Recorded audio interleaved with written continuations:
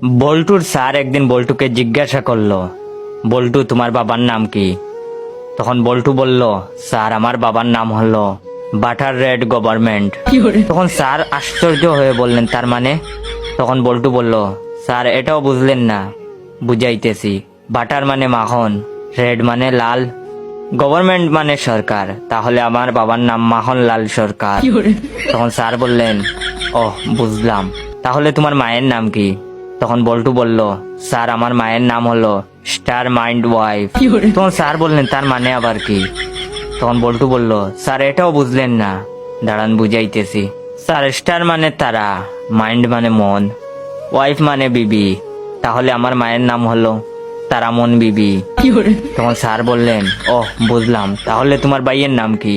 তখন বল্টু বলল, আমার ভাইয়ের নাম ফাদার বাস। স্যার বললেন, তার মানে? তখন বল্টু বলল, স্যার এটাও বুঝলেন না? বুঝাইতেছি স্যার। ফাদার মানে হলো বাবা, আর বাস মানে বাস, তাহলে আমার ভাইয়ের নাম আব্বাস। এটা শোনার পর স্যার তো বেহুশ।